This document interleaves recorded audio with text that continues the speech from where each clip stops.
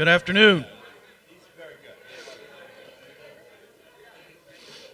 Good afternoon. Good afternoon. Welcome to Lunch with Books. If you have a cell phone on you, now would be the time to silence it, if you would, please. If you'd like to be on our email list to get updates about programs, the box is over there. There's a little form. You just fill it out and put it in the box. Okay. Next week, on the 20th, we will have our second annual Burns Lunch with Burns, for Robbie Burns, the Scottish poet. And so there will be poetry and songs and kilts and bagpipe and DeCarlo's pizza instead of haggis, because we didn't like haggis. We tried it. We didn't like it, so we'll have DeCarlo's pizza instead. That'll be next week on the 20th at noon. There's nothing more Scottish than DeCarlo's pizza. And then on January the 27th, get here early. Dr. Chuck Julian will be here, and the program is called From Bach to Broadway, Harmonically Exploring the Singing Sisters of Mount St. Joseph. So that'll be on the 27th. Okay, class, thank you for coming to order. And now I'll introduce today's guest. He's been here before. He's from the Valley. His name is Robin Yocum, and he is the Edgar-nominated author known for his fiction set in our Valley. His latest novel is called The Last Hitman. You see it up here, and you can buy one today and get him to autograph it for you. It was released in December by Crooked Lane Books, and he's going to tell you all about it. Please welcome Robin Yocum.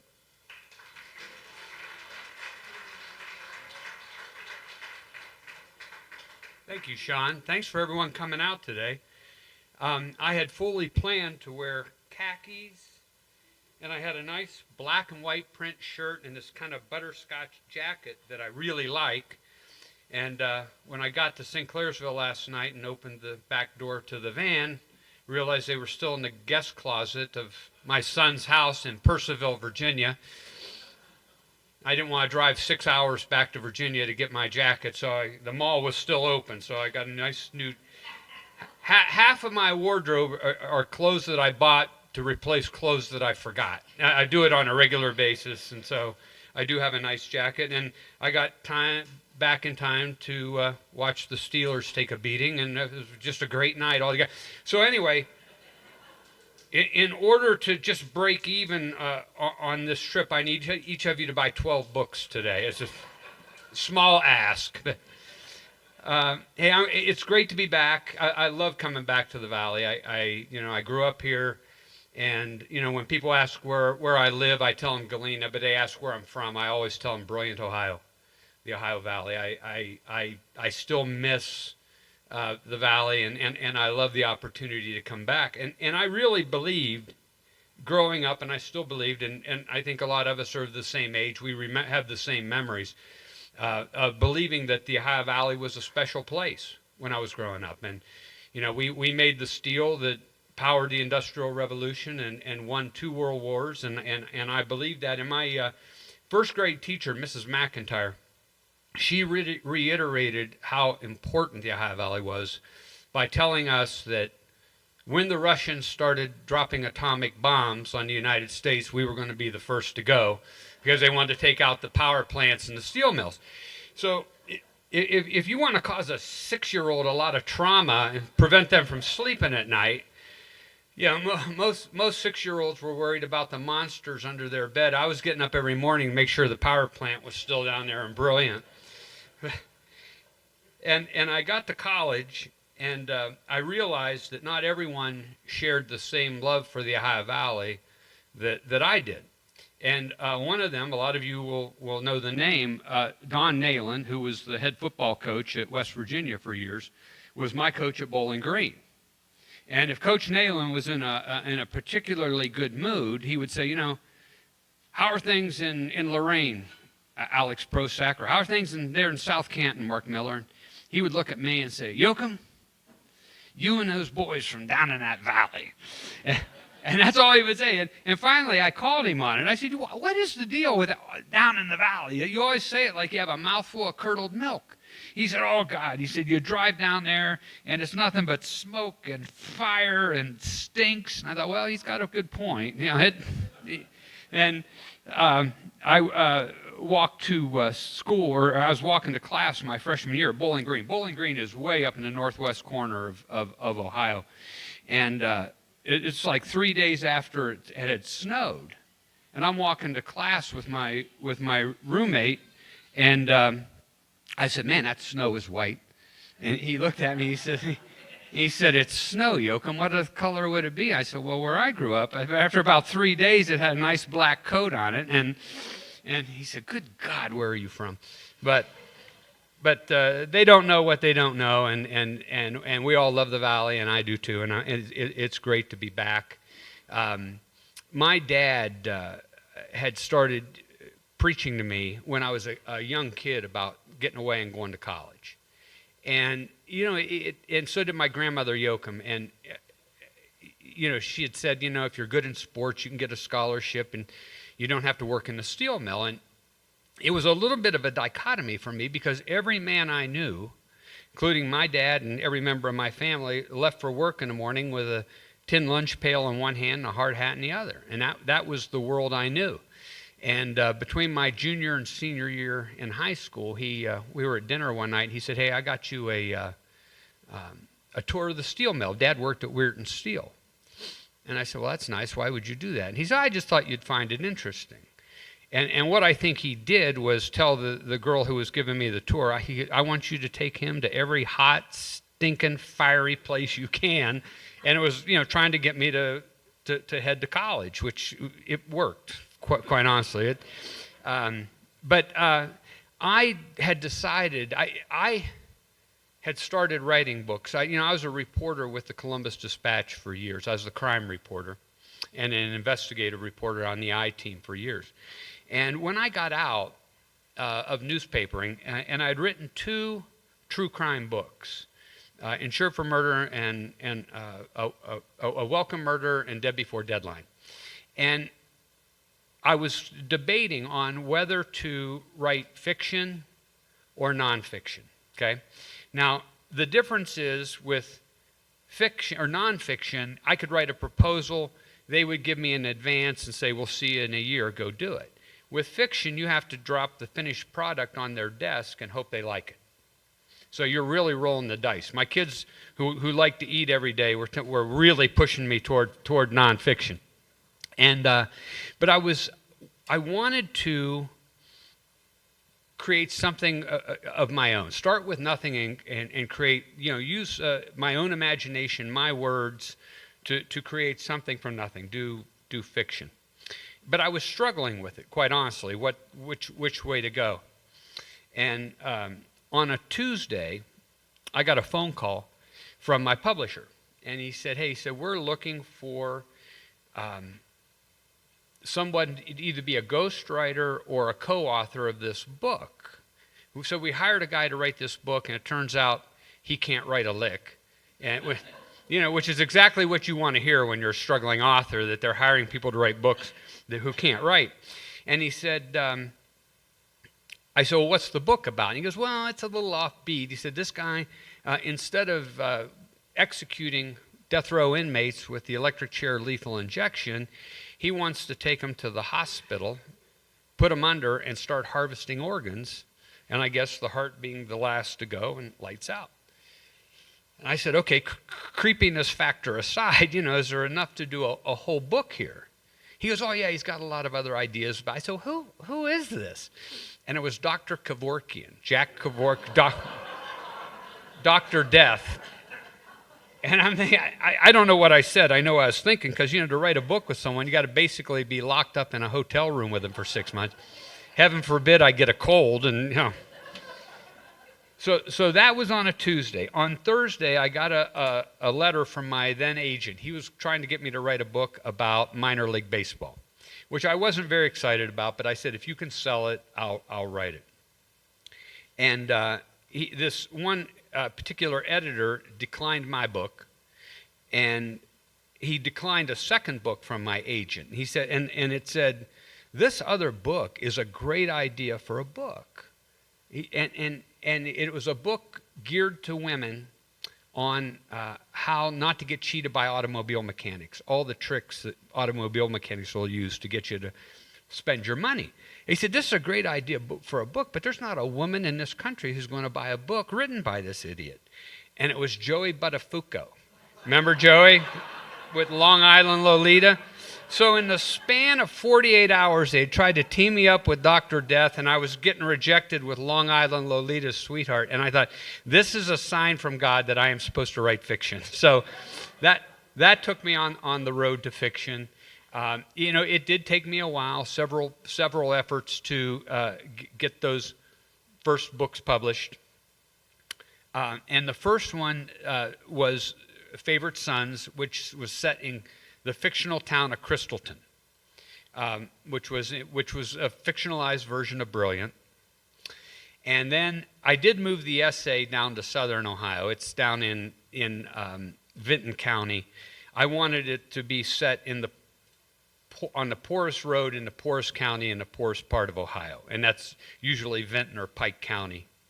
But then once I had that finished, I was working on a book set there's a little run that goes up in the hill called Rush Run, just south of Rayland, north of Rayland. And I was working on a book loosely based on the life of my grandmother during a coal mine strike in the 1920s. And I had written these other three books, The Baron of Brilliant, The Duke of Mingo Junction, The Earl of the Ville, the Ville being Steubenville, the Baron, the Duke, and the Earl.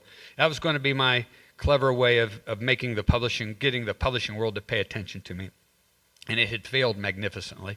And they were sitting in my closet, and my agent said, well, where are your practice books? Said, all you writers have practice books that didn't go anywhere. And I said, well, Baron, the Duke, and the Earl have been chilling in my closet here for about 3 years. And so I sent those up, and it became A Brilliant Death, A Welcome Murder, and A Perfect Shot. And, it was interesting because I couldn't get a publisher interested in those before I had the first book published. Now, once I had the first novel published, all of a sudden they were interested in me. So it's just funny how that works. The publishing world is you would think it'd be a little more sophisticated, but it's all very personality driven. If my agent sends a book to a particular editor, she's hoping she's picked the right one, because if that editor turns it down, then that book is technically dead at that publishing house.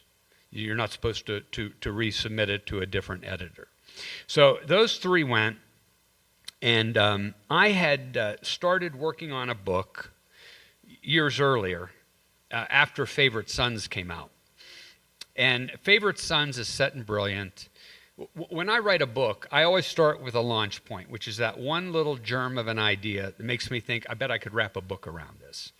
And once I get that germ of an idea, and these are my terms, not anyone else's, I do what I call a brain dump. And I just think about the book.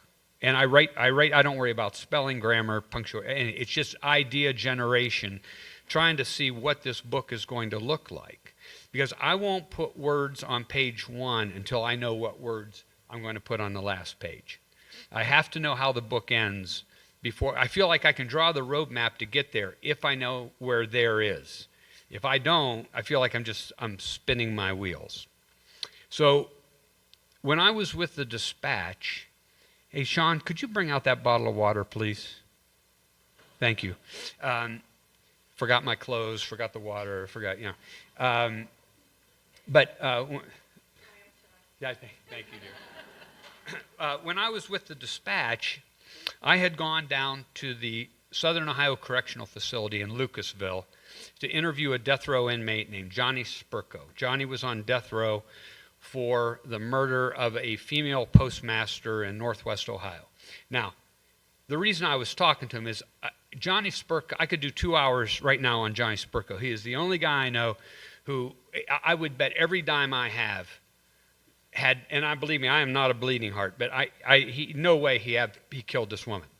He's the only guy I know who inserted himself into a criminal investigation, managed to get convicted, and then dared the jury to give him the death penalty, which they were happy to oblige him, and he ended up on death row. So I went down to interview Johnny for this story, and when I left, they gave me a tour of the death house, which was actually very small. We still had the electric chair, and off to the side was a door with a red, and inside that tiny room was a table about half the size with a red, a green, and a white button. And on execution days, the prison, it was volunteer duty but extra pay. 3 prison guards would go in, each had a button, and when the warden gave the signal, they all 3 pushed their button, but only one was hooked to the juice, so nobody knew who actually flipped the switch.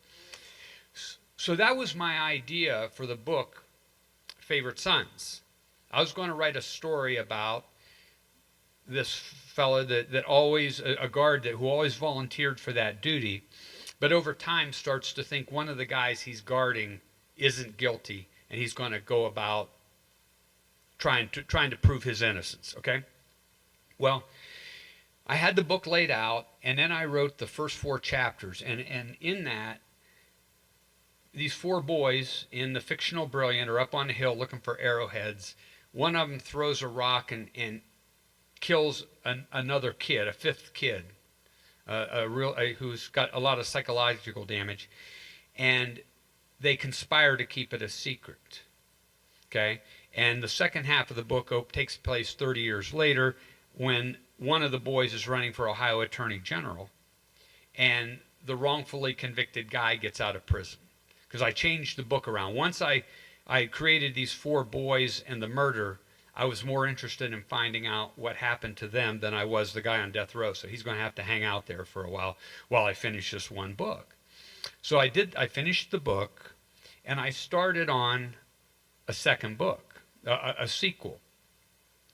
And I got about 20,000 words into it, and I liked the book. I like that, and I'm also my own best friend, so I'm also thinking this is pretty, but I got about 20,000 words into it, and I had to put it away. I just wasn't getting any traction with the book. And if you're doing it, if you're not excited about it, the readers they're going to know that. They're going to know if you're just mailing it in, okay? So I never throw anything away because I might be able to cannibalize a part of that for another book or something. I put it in a file drawer, and I let it sit for several years. And I just happened to be flipping through the file one day, and I thought, I found it, and I thought, I wonder what the problem with this book was. So I thought, I'm going to give it another run. And I start working on it, and I set the first bit of action in the little town of Blaine, which is right at the bottom of the hill on 40, this side of St. Clairsville. And I'd played baseball there in the summer, so I kind of knew the territory. And as soon as I did that, I started getting traction with the book again. And I realized the problem, when I started it the first time, the book was set in Columbus because he did win. He became the Attorney General. And Columbus was the problem.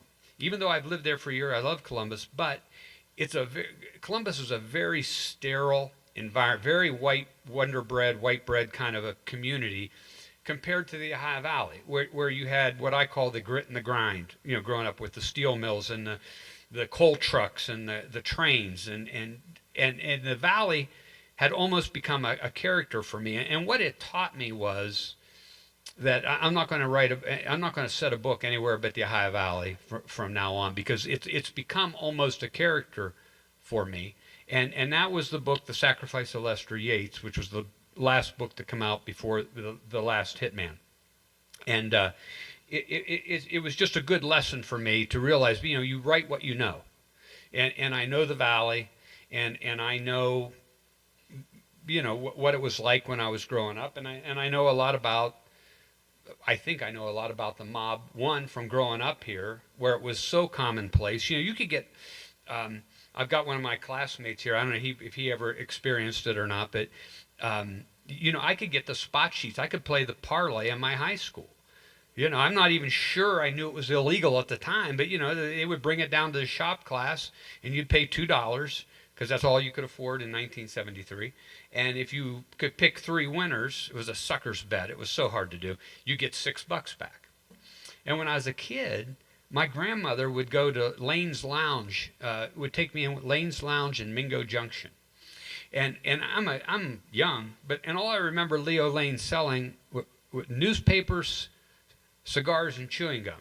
And he had this beautiful house up on the hill, and I'm thinking, the profit margin on chewing gum must be really, really good. Of course, my grandmother was going in there to play the number, the daily number at Lane's Lounge. And so it was so commonplace. And then I covered the crime beat at the Dispatch for years. So I had, experience with organized crime. And now when I'm working on a book, when I'm writing a book, I won't work on two books at one time.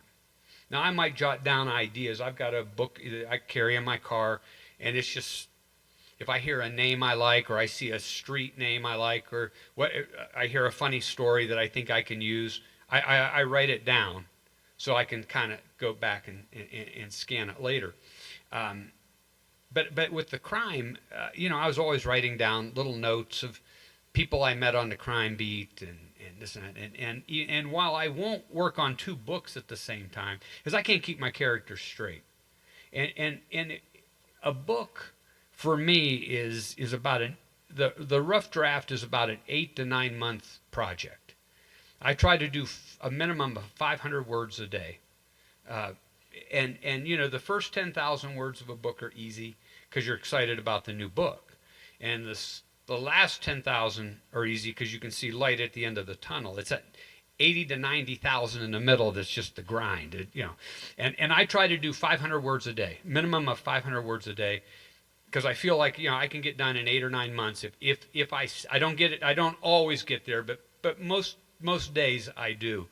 And there are days where it's really easy, and I might write a couple thousand words because I have a PR and marketing consulting business. If my clients happen to be leaving me alone that day, I can get a lot done. But I always try to get that 500. I was teaching a class in Worthington, Ohio, and I was explaining this, and one of the young ladies in the class said, that's not the way the creative process is supposed to work.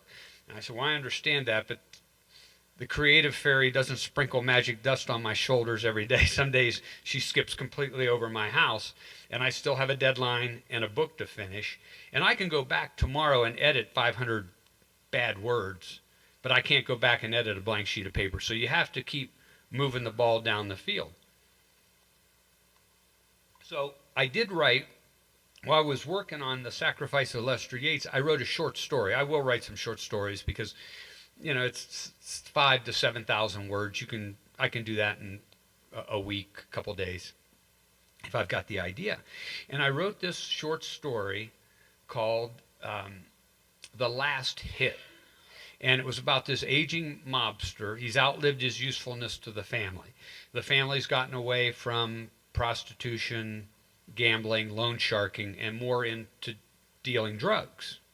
And as they say in the book, we have no use for a 69-year-old white guy, who's over the hill. We don't really need you anymore. Well, the FBI knows this also, so they're trying to come in and recruit Angelo into the witness protection program so he can unload on. They can bust up this organized crime family, and of course the family finds out about it, and they send a hitman to take out Angelo. This is in the short story, because the book ends, the short story ends when Angelo turns the tables on the hitman who comes after him. That's the short story.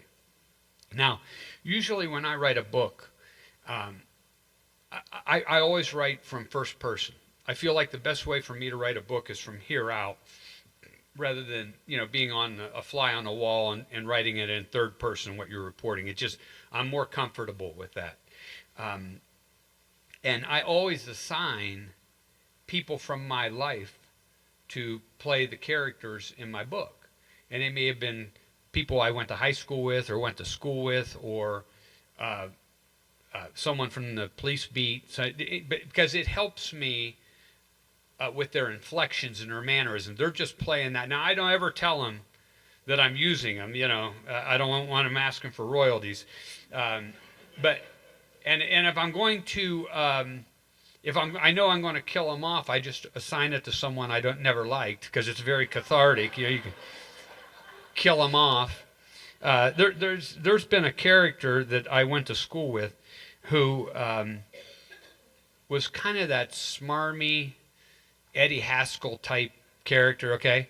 And I've used him in about 3 different books. And we were at a reunion a couple of years ago, and we had a luncheon before it, and I'm sitting there having lunch with him. And I thought, you have no idea how good you've been to me over the years playing that character. Of course, I don't ever tell him, but that's the way I work on it. But when I get to the end of a book, I'm usually I want to let all my characters go away, and that's why I did write the Favorite Sons and the Sacrifice of Lester Yates are basically the same characters, but I don't really write a lot of sequels, because by the time I get to the end of my book, I'm just tired of them. I'm willing to let them all go. Well, when I wrote that short story, I really liked Angelo the Hitman, and I thought, I think he's got more to say.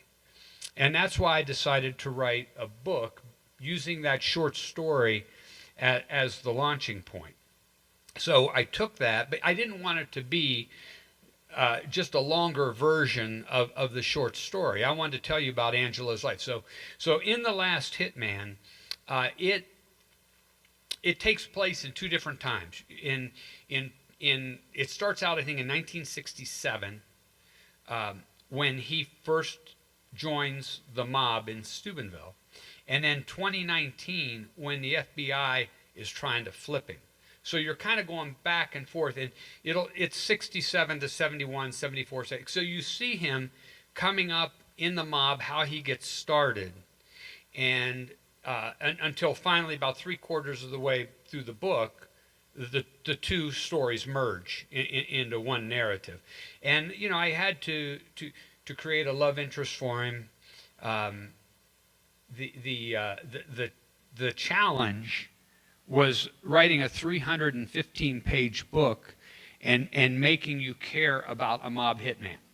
So I had to be able to show his humanity, some the good sides of him, and quite honestly, I cheated a little bit. And usually, the people he goes out to hit are people you're perfectly okay with him hitting. So it makes him a little more. I don't want to call him a lovable character, but a little more character that you'd think about. So I'm going to read a little bit and tell you a little bit about Angelo. As soon as I get these on. Did you ever notice I had perfect eyesight, and I woke up one morning, I couldn't see anymore. So, all right. So this is in chapter 2, and I'm telling you now a little bit. I'm bringing you up, and he said, I grew up on Bessemer Street in the Spaghetto, a sliver of gritty neighborhood pressed hard between the shores of the Ohio River and darkened by the looming shadows of the Wheeling Pittsburgh steel plant. We were the poor Dagos. The good Italians lived above the flood zone in Little Italy. They had nice houses on brick-lined streets with restaurants, butcher shops, markets, and the Catholic church where the good Italians made confession, Our Lady of Fatima. The famous Dean Martin, then Dino Crocetti, grew up in Little Italy. I mentioned Dean Martin and DeCarlo's Pizza in every book. Every book. The Spaghetto had pea gravel and tar streets, and the facades of houses had been scoured to the shade of driftwood by the acidic fly ash of the steel mill. The houses were wedged together, and even as a boy, I could touch both our house and the Di Vittorio's next door. We had one little store, the dusty Mercato Serafino, with its expired milk and yellow fly strips that hung from the ceiling like party streamers. My parents were Dario and Polina Cipriani. My father was a first-generation Italian who came to America looking for a better life. He never found it. He worked himself into an early grave on the docks of the Big Valley Brick Company, shoveling clay out of the river barges for 8 hours a day. My mother was from the Ukraine. She was a cripple, born with a withered left leg that caused her to drag the foot and wear holes in the sides of her shoes. She helped make ends meet by taking in laundry and mending. I was Italian Ukrainian, which is why I have a penchant for veal parmesan and a head the size of a cement block. Confession, I did not know the term Dago was considered offensive, I think, until I got to college. Because I know I had at least 3 friends whose nicknames were Dago. And I just thought it was a term of endearment. Turns out that wasn't the case. I found out later. You don't want to say that to the wrong person. So Angelo drops out of high school, gets a job at the Steubenville Athletic Club, and he's a bit of a pool shark because he gets done with his job every night, and he can practice on the pool table at the athletic club. So he's practicing for a tournament at a local pool hall when the head of the local mob family walks in, Iceman Al Fortunato. So they start playing. Iceman Al invites him to play. And he said, Angelo said, the 2 ball was resting on the front corner pocket. I clipped it in and proceeded to run the table, cleanly dropping ball after ball. I banked the 6 and left myself with an easy 1 rail to put the 8 ball in the side pocket and win the game. Then I realized I had left myself with an easy 1 rail to put the 8 ball in the side pocket and win the game against the most powerful mob boss in the Ohio Valley. My mouth went dry and my stomach knotted up. I lined up my shot and intentionally scuffed the cue ball. I said, "Oh," like I was upset with myself. Iceman Al was standing at the far end of the table, 2 thick hands wrapped around the top of his cue stick. After I missed my shot, he stood there for a long moment, glaring at me, before slowly walking to the table. He put one of his massive hands on the cue ball and set it back where I had taken the shot. Without taking his hand off the white ball, he said, "First of all, kid, don't ever sell yourself short in this life. If you do, you'll never get anywhere because people will step all over you. Second thing, if you ever take pity on me again, I'll cut off your balls and put them in that rack for the next game. Are we clear?" I wanted to say yes, sir, but couldn't work up enough spit to answer, so I nodded my head quickly. So they play several games, and Iceman Al likes this kid. And he said, "Good games, kid." He says, "What's your name?" "Angelo, sir. Angelo Cipriani." "Italian?" "Yes, sir, mostly." "Uh-huh.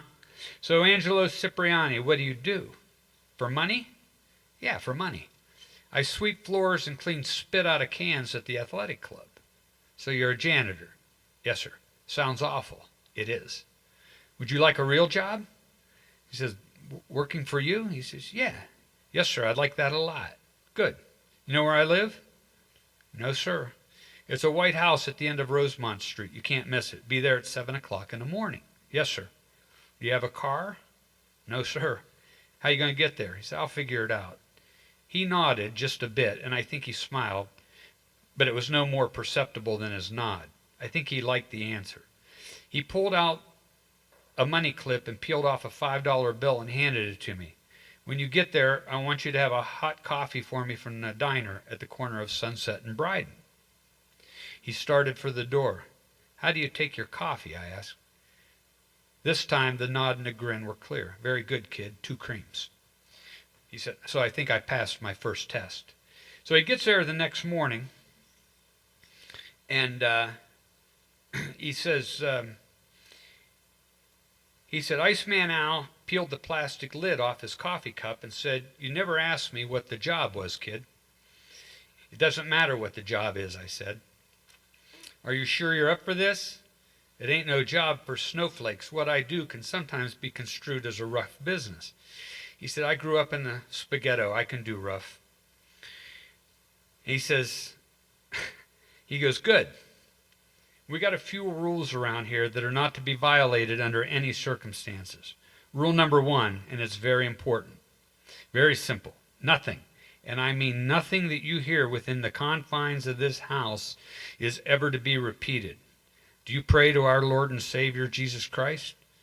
Sometimes. Well, when you do, you don't even tell Jesus what's going on here. It's none of his business. If I think he needs to know something, I'll be the one to tell him. He said, I wanted to grin, but I knew better. Rule number 2, you do what I tell you, when I tell you, exactly as I tell you. And rule number 3, this one's very important, so I want you to listen closely. I have a couple of granddaughters who come around here sometimes to swim in the pool. They're about your age.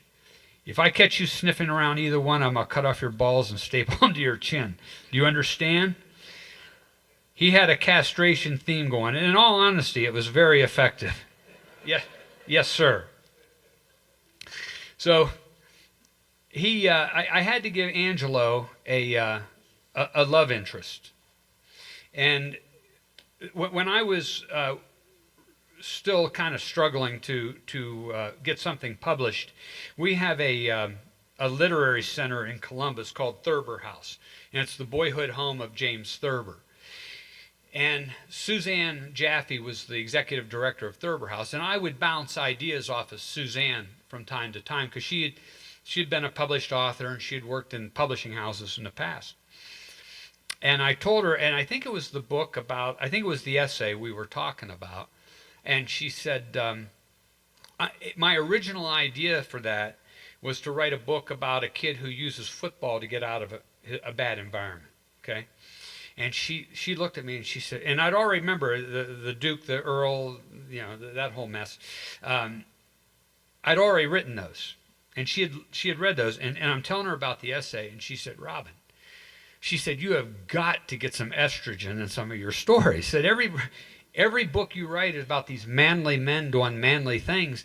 Said women buy 85% of the books in this country. Said you've got to have a strong love interest or a strong female character, and I thought that was really good advice. And when you're writing about a hitman, that makes that a little bit difficult.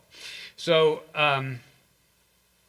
he's had a crush on Carolyn, who is a waitress at the diner where he goes every day. But he's a mob hitman, but at the same time he's very much a high school junior who's staring at the phone because he wants to call some girl and ask him to the prom, but is afraid to pick it up. And Carolyn finally has had all she wants of this, and they're having a friendly conversation. She indicates she is going to a wedding by herself. She's given him every opportunity to take the bait, and he won't do it. And this is where he said the conversation turned into an inquisition, and I had yet to figure out the source of her anger. I'm semi-retired, Angelo said. Really? Oh, that's fascinating. Thanks for sharing that intimate detail about your personal life. Well, I do contract work for the Harrison Cement Company. She looked at me for a minute, her eyes narrowing. The Harrison Cement Company. Isn't that one of the companies the Fortunatos own? It was a jab to the throat. I felt like I was trying to swallow a tennis ball. Yeah, they own it, but I really don't know much about them. What do you do for them? This and that. This and that. I mean, what exactly does that mean? Consulting for a cement company. Sounds fascinating, Angelo. Well, it pays the bills. Are you married? No. Ever been? A long time ago she died. I'm sorry for that. How long ago did she die? 1983. 1983. That was more than 35 years ago. And you never remarried? No. Why? I don't know. I guess I just never found anyone I thought could put up with me. That's not true. That's the kind of thing guys say when they don't want to give you an honest answer. No, it was the kind of answer you give when you're stuttering around because you're afraid to tell the truth. Carolyn was the first one I'd met in years, and I wanted to have a relationship with, but I'd been afraid to ask. Given her temperament at the moment, I didn't want to make an admission while she had a glass pitcher of iced tea within arm's length. The assault continued. Do you have any kids? No. No girlfriend or significant other? No. Are you interested in a relationship? That would be nice. How old are you? 69. She stopped to take a breath, and she pulled her order pad from the pocket of her apron and started writing out my tab. Then the exasperation returned. She put her hands on the Formica countertop, her pen in one hand, the pad in the other, and leaned toward my face. If you're 69 years old, Angelo, just out of curiosity, how many more chances are you going to get to have that relationship? My mouth dropped open, but again, I didn't know how to answer. It's not a hypothetical question. How many more chances in this lifetime do you think you're going to get to find someone who cares about you? He goes, I don't know. Not many, I suppose. Bingo. Not many is the correct answer. She slammed my tab on the counter and walked away. As God is my witness, I never saw that coming. I pulled out my wallet to pay the tab, but when I turned over the grease-stained ticket, the only thing written on it was her name and phone number. Sometimes women have to take the lead. But I did write in, that Angelo had this relationship, and actually I used to go to church with a fellow named Ed and his wife Joy. And Ed was a former Marine whose wife had passed away, and he met Joy in church, and he asked the minister to go out to lunch with him one day, and what he wanted to ask the minister was, how long after your wife has died is it appropriate to, ask somebody else on a date? And my minister, who's a great guy, looked at him and said, Ed, how old are you? And he said, 73. He goes, well, how many more chances do you think you're going to get? And so my minister told me the story. I wrote that down in that notebook I was telling you about. And it was something I was able to pull out of real life and end up using in the book. He also goes over to see I should have marked down the spot. There's only Angelo and one other guy left from the old guard. And he had, son of a gun, opened it up right here. He opened it up to, he had a leg amputated, and he ends up in a nursing home, a rehab center in Weirton. But they've got him so drugged up that when Angelo goes over to see him, they'll be having a perfectly fine conversation. And then Nichols, his name's Nicolosi, everyone calls him Nichols, he'll go off on some tangent. So they go over, and Angelo's got an opportunity to go to Rochester, New York, and do a hit for the head of the mob in Rochester, but he's afraid that he's the target. That this is the way the guys in Steubenville are going to get him to Rochester, kill him, get rid of the body, and Angelo just goes away. So he goes over to the nursing home to talk about it with Nichols. And he says, Nichols yawned and stared back at the television. Is the juice worth the squeeze? He asks Angelo. 10 grand. He said, nice payday. So Angelo says, so what you're telling me is, it was you'd go to Rochester and hear him out.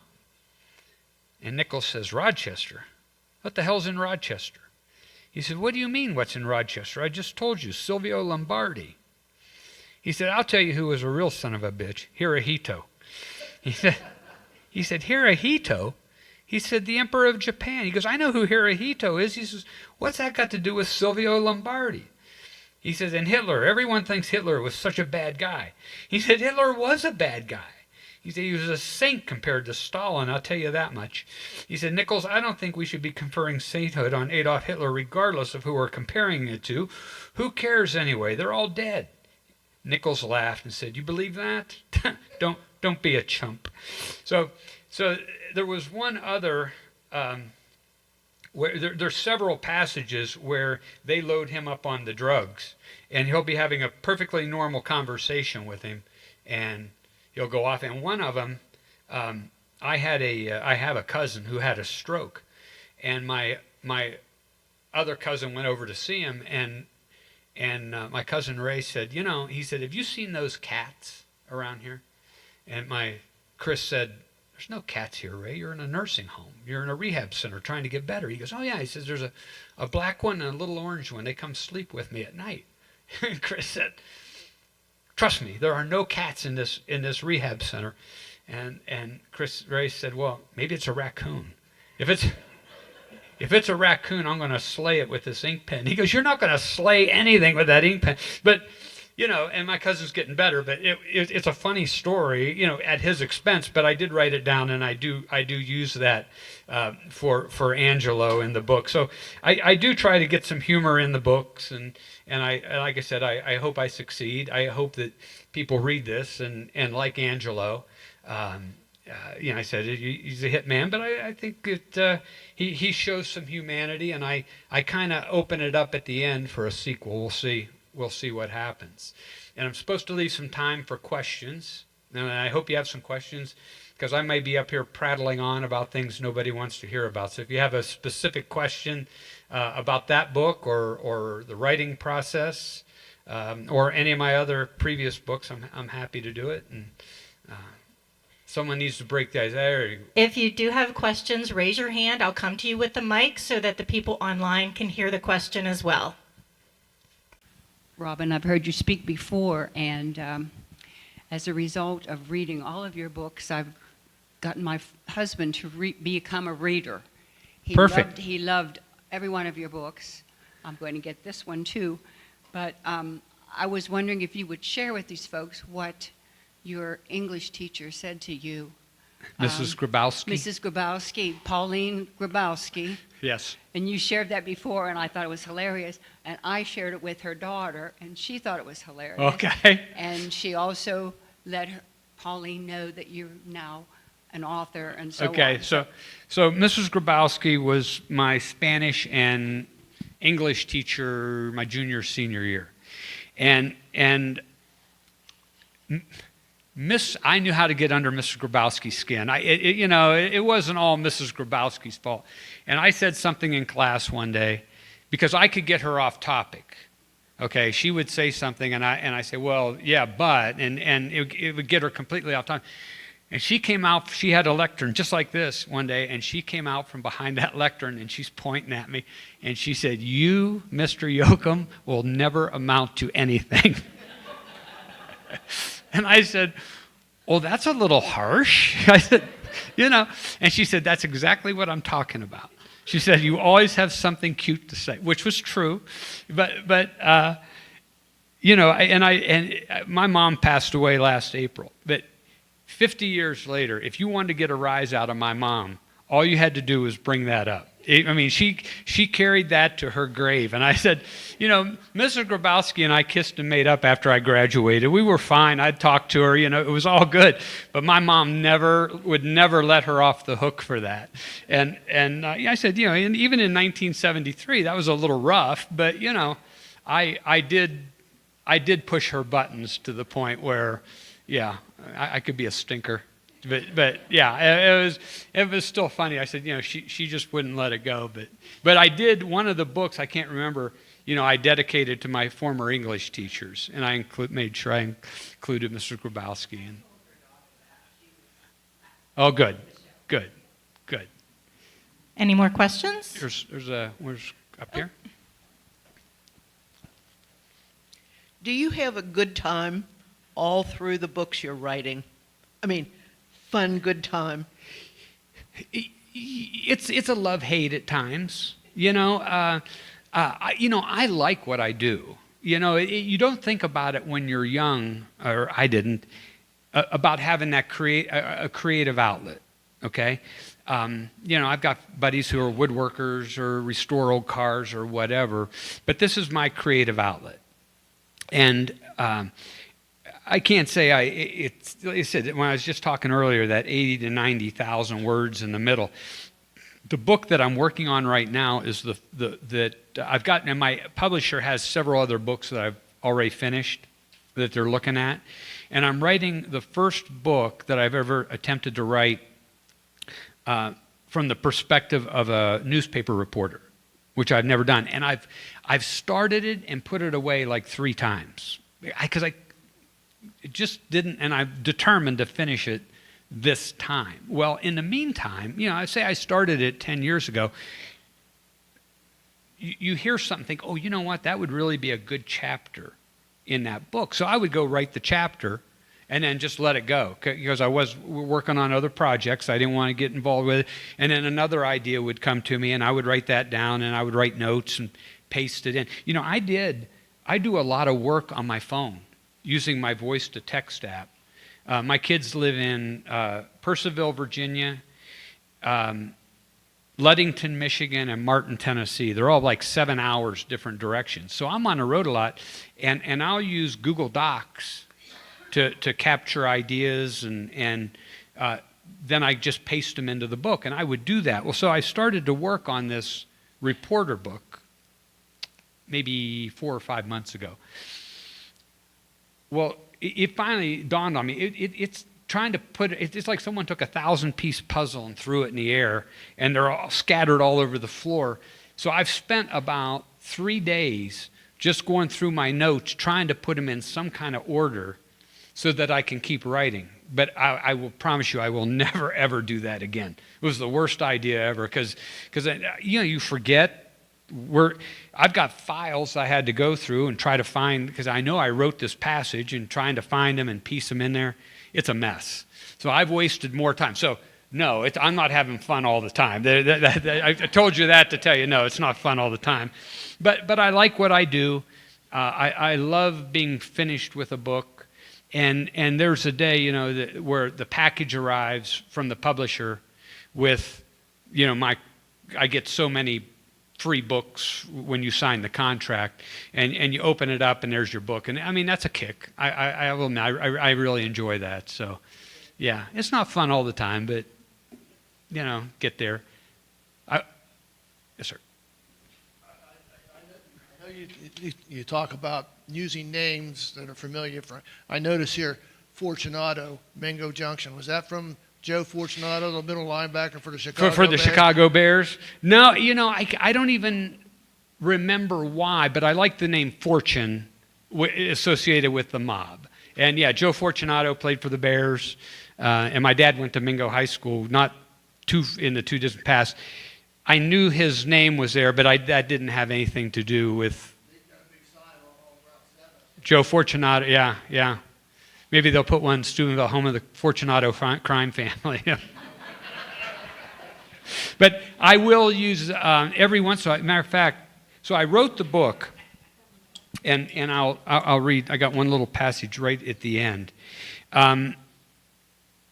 So I wrote the book, and there's a club in Columbus called Sisters in Crime. And they're all over the country, different chapters, but they're primarily women who want to be mystery writers. So they'll read each other's stuff. Well, the one woman that was really influential in that for many years was Carolyn Melvin. And as I was finishing up this book, Carolyn was diagnosed with a inoperable brain tumor. So I wrote to her husband, and I wrote him a letter, and she was in Florida at the time. And I said, tell Carolyn I'm going to name a character after. And I said, the character of Carolyn Melvin is a tribute to the real Carolyn Melvin. For years, Carolyn was a driving force in the Columbus, Ohio chapter of Sisters in Crime. She was an attorney by trade, but her passion was the written word. She loved mysteries, writers, and her sisters in the club. In her last days, I told her I would name a character after her in a future book, and I would make her beautiful, smart, and funny, just like her namesake. And Carolyn died on June 5th, 2022. We all miss you, sweetheart. So I will use, on occasion, in fact, one of the other characters in here, I had a raffle for charity, and the whoever won got to be a character in my book. Okay, and that was, Julie Frankfurth. Unfortunately, Julie was the first wife of Angelo, who met a sort of unfortunate end. And I said, I'm sorry Julie's fictional counterpart didn't make it to the end of the book, but that's what can happen when you marry into the mob. So every once in a while, I'll put a character in there that of someone I know in the past, but I always make sure I clear it with them just before I do it. Any other questions? Next. Oh, I'll be right there. Way in the back. Appreciate so many people coming out today. I'm glad we got a good day. If we could just get the parking squared away here. How long were you at the dispatch? I was at the dispatch for 8 years. No, I'm sorry, 11. 11. I started in 1980. After college, I worked at the Martins Ferry Times-Leader in the sports department, and I wanted to get on a bigger paper in sports. I got on at the dispatch, but you couldn't go into the dispatch and go right to the sports department. There were a long line of people who wanted to get into sports, so I took a job and I became the crime reporter. And after I did that, I found I had a knack for the investigative part of journalism, doing the deeper dive. And then I didn't want to do sports anymore. I just stayed with news, and then I was on the I team. Leaving the dispatch was the most difficult decision of my life. I love being Robin Yocum of the Columbus Dispatch, but there was a day when I was working on a story and I was watching the clock because I was coaching my son's Little League team, and I wanted to get to. I wanted to be at the Little League field more than I wanted to be sitting in the newsroom. And when you're a reporter, you really don't have a lot of control of your time. You work a lot of weekends, a lot of nights, a lot of holidays. And I had 3 kids. They were growing up. I didn't want to miss that. So I knew that day that the clock was ticking and my days were numbered at the paper.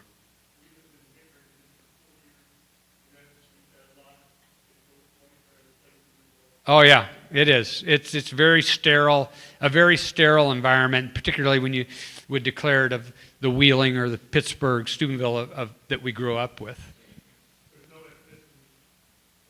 No. Looks like we might have time for one more question. Anyone else?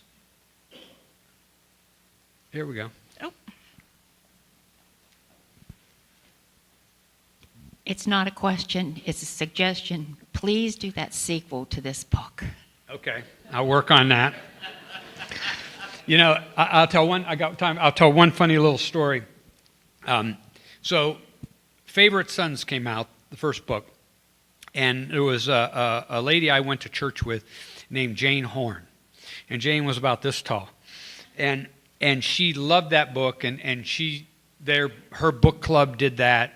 And she loved that book, and she had kind of asked me about a sequel because the book ends, and the main character is running for Ohio Attorney General, but it ends before the election, so you don't know if he wins or not.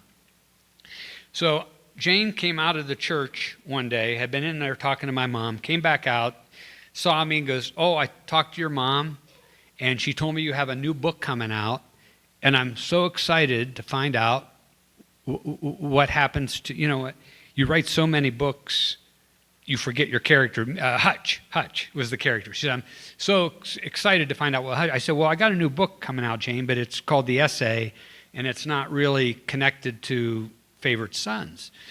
And she said, "Well, what else, when are you going to write?" I said, "Well, I got this book I'm working on and this." And like I said, she's about this tall, and she reached up and grabbed my lapels, and she said, "Robin, I am 83 years old. I don't have time for you to be working on all these other, I said, "All right, well, let go of my jacket." I said, "You want to know if he won the election, don't you?" She said, "Yes." I said, "He wins the election." Let go of my lapels. But, yeah, so I've been kind of plotting out a sequel, but I haven't been able to come up with a good ending. We've all read those books where it looks like the author just got tired of writing and let it go.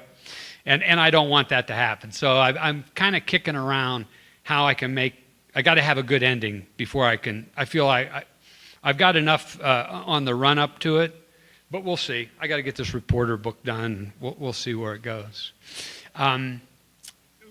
my friend John from Bookmarks in Steubenville has copies of the book to sell. Thank you. This is a great crowd. This may be the biggest crowd I've ever had. I really appreciate it. And I hope when the next one comes out, I'll come back and visit you again. Thank you very so much.